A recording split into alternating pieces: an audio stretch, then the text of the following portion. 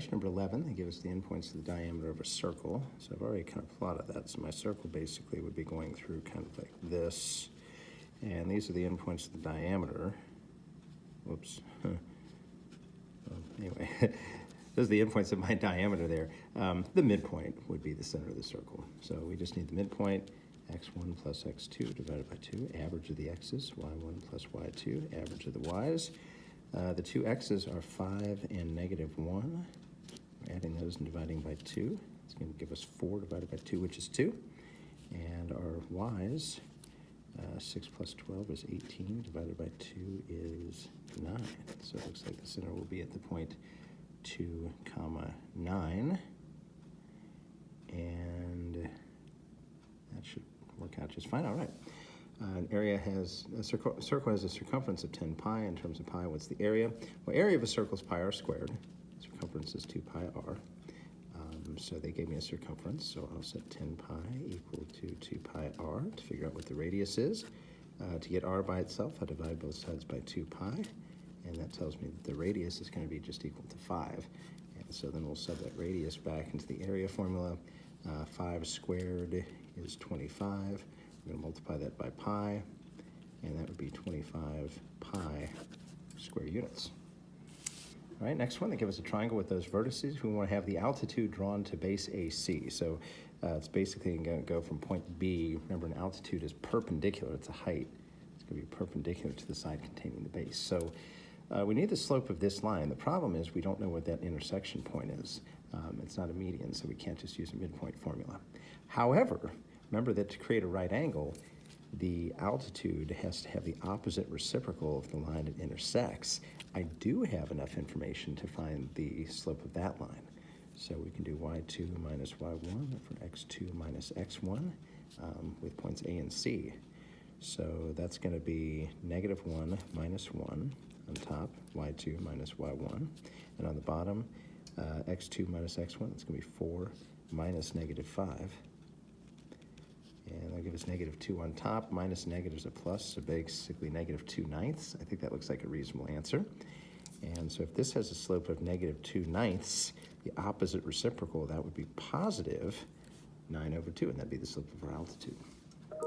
All right, 14. They want me to find the measure of angle 3. We have some parallel lines here, so those corresponding angles are going to be equal to each other. So 1 and 2 are congruent. That means I can set the 2x plus 20 equal to the 3x minus 50. That means x is going to be equal to 70 if you solve that equation. Now, that's not the final answer. They want the measure of angle 3. They don't give me a labeling for 3, but they do give me a labeling for 1, and 1 is right next to 3. 1 is 2x plus 20, so 2 times 70 plus 20, that'd be 160 degrees, right? 140 plus 20. So if that's a 160, the angle next to it has to add up to 180, right? Because they make a straight angle.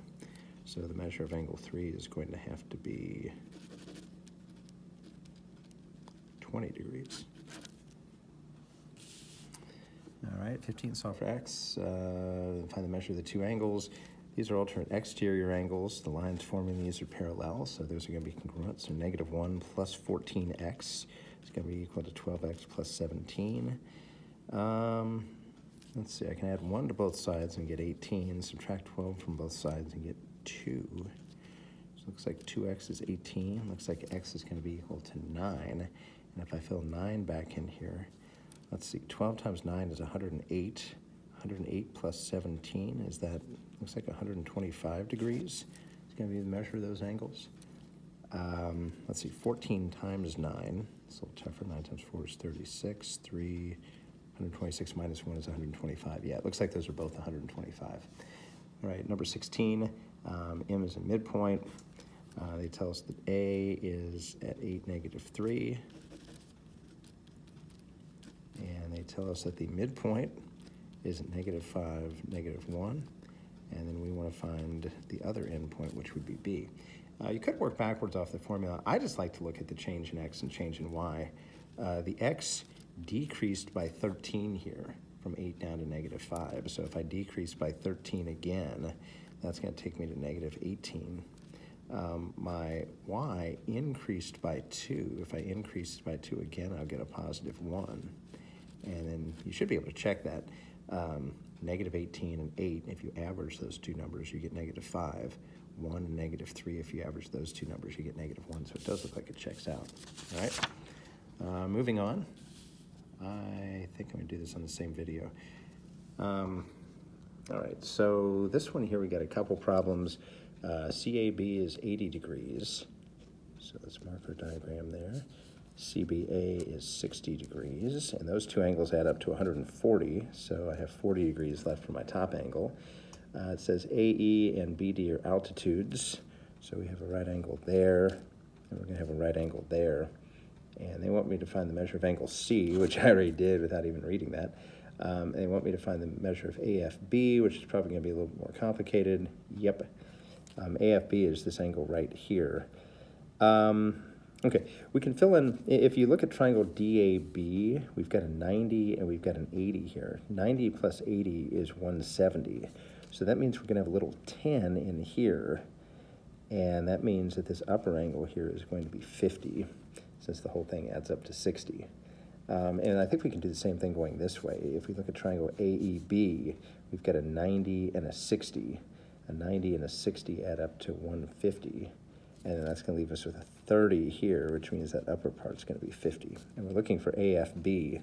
So that lower triangle now, we have a 30 and we have a 10. And that's 40 degrees, and that's going to leave me with 140 for this upper angle here. So the measure of angle AFB looks like it's going to be 140 degrees.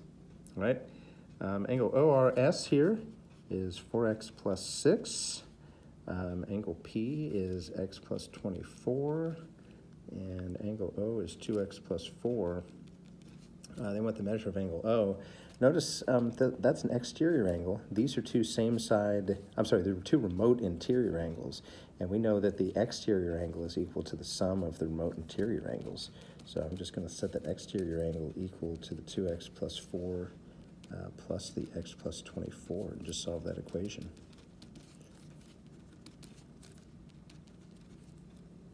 And I think we'll get x is equal to 22. That's what it looks like we're going to get. Okay, x is equal to 22. They want the measure of angle O, so we do need to put the 22 back in there. 2 times 22 plus 4. It's going to be 44 plus 4 is 48 degrees, and that's going to be the measure of angle O. All right, number 19, solve for the measures of the angles in the diagram below. We got a 40 here. Of course, we got a 90, so we're going to have another 50 for this angle up here. And we've got this smaller triangle. We now have a 50 and a 90, which adds up to 140. And then that's going to leave us with an additional 40 for that angle there. And this angle is a 90-degree angle, so if this part's 40, this part has to be 50. So it looks like the measure of angle 1 is 50 degrees. It looks like the measure of angle 2 is also 50 degrees.